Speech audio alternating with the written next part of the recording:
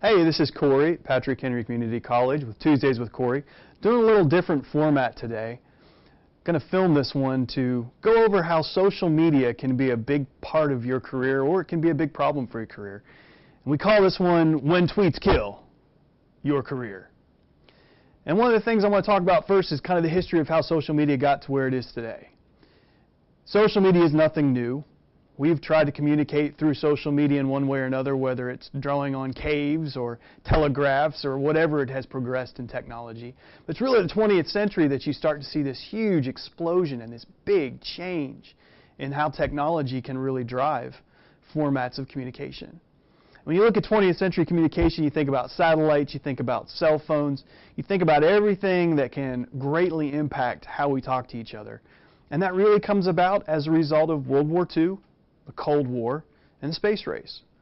And this idea that we can create computer networks that talk to each other, and that you can be in a room in Connecticut and you can communicate with somebody in London instantaneously, is relatively new to what we think about in terms of communication. For hundreds of years, communication was slow, it was difficult, it was not something that you expected to have instantaneous. Social media has changed all that. And now when we use technology, when we think about technology, we tend to forget how that has changed so much in just the last 30 years or so. You think about the first chat system in 1980, or when the World Wide Web becomes public for the whole world in 1991. And you look at the first website and it looks ridiculous compared to today. But it's really only been around for 20 or something years that the public has been using the internet. And that is a big change over what we used to know as communication. First instant messaging in '96, websites coming along in the mid-'90s, and now they're everywhere and they're common. And we really don't even think much about it because it's so much a part of the fabric of what we do. And it's the 2000s that you see this social media overload. And to imagine that Facebook has only been around for 10 years, or that YouTube has only been around for 8 or 9, and that Pinterest, which is fast becoming one of the biggest social media outlets, is only about 4 or 5 years old, is kind of remarkable. For the amount of change these have brought to the way we communicate, to the way we live, it's remarkable to think that they're really new inventions in terms of technology.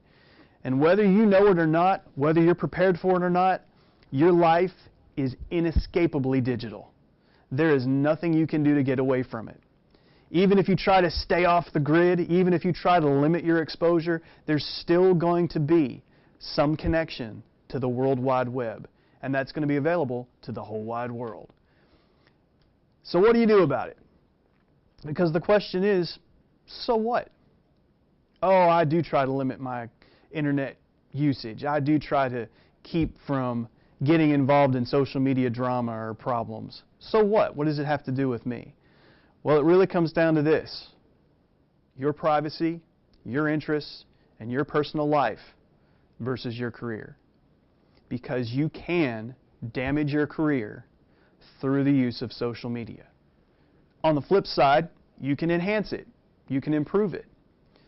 But ultimately, the biggest concern you should have is doing something or being responsible for being a part of something that could damage your career. For instance, this is a good quote. To a great extent, you are who the internet says you are. Today you can be sure that employers and recruiters will be checking you out online before and after you're hired. It's up to you to make sure your virtual presence doesn't damage your career. And that's from an article in Forbes.com last year. And it's a great bit of wisdom that you should consider. If you're not careful, what your internet life is could be damaging, ultimately, your career. 5 Google results that can ruin your career. Well, negative press mention. If you have a business, a negative press mention can take years to eliminate. Info about an arrest or a legal mix-up having the same name as somebody else who has committed a significant crime can cause you problems. Or if it's your own legal issues, ultimately that can be an issue for you. Negative online reviews of your business or your own personal brand. Backlash from a bad breakup. This seems to be one of the biggest problems with Facebook, with any kind of social media outlet, someone who has a grudge against you using the social media outlet to get back at you through a slanderous blog or a website or some other way. It doesn't have to be factual. You know how many people think if it's on the internet it has to be true? That used to be a joke, but there are people that believe that. If it's on the internet, it's very difficult, practically impossible to get rid of it or to fix it. And those things, very simply, can have a very negative impact on your career. You need to understand this.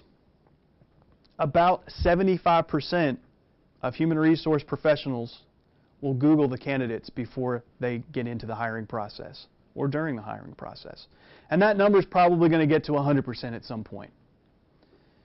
Expect that when you have a job, your future colleagues, your clients, people that you do business with are going to do the same thing. It's so easy to look up a person on Google and find out so much about them virtually instantaneously. What they find is going to set the tone for that first impression and that ongoing impression of your entire career. If you are not careful, if you are not cautious, if you are not constantly aware of what your social media presence is, it can have lasting, damaging effects to your career. And that is something you need to be aware of constantly. So what should you do? Consistently check your online presence. If everybody else is looking you up on Google, look yourself up on Google. Do it frequently. You might be surprised. Click on images. Click on the web. See what things are out there on those tabs that relate to you. I think you'll probably be surprised if you haven't done this, what is connected to you on social media. Avoid doing or posting anything that could be deemed as controversial. Now here's where the personal and privacy aspects conflict with your career, because we do believe in freedom of speech. We want to be able to say what we think. We want to be able to present our opinions in an open forum. Well, think about what that used to mean 25, 30, 50 years ago. The open forum was more than likely a newspaper or sitting around with the family or friends. It didn't usually get much further than your local area. But today, you can be angry about something, you can go to Twitter, you can post something, and within a millisecond, it has worked its way the whole way around the world, probably been retweeted more times than you realize. And even when you attempt to delete the post, Facebook or Twitter or whatever, it's still going to be out there. What if somebody took a screenshot of it? What if it goes viral? What are you going to do then? And it's something you should constantly be aware of. Keep track of your privacy settings. Change your passwords. Don't get caught up in a situation where your friends have access to your social media passwords or sign-in information, because that can be a serious problem. Even if they're good friends and they're just playing a joke, the long-term effects can be devastating. Think twice what you post, and think twice what you get interested in or involved in on social media. So what should you do? Even if you know everyone on your list, you never know if somebody's going to take something out of context or share it with someone else without your knowledge. Even if you have really close privacy settings and you're very careful about those things, it can still end up out of your control in a heartbeat. One thing you should do is build a personal brand that's positive.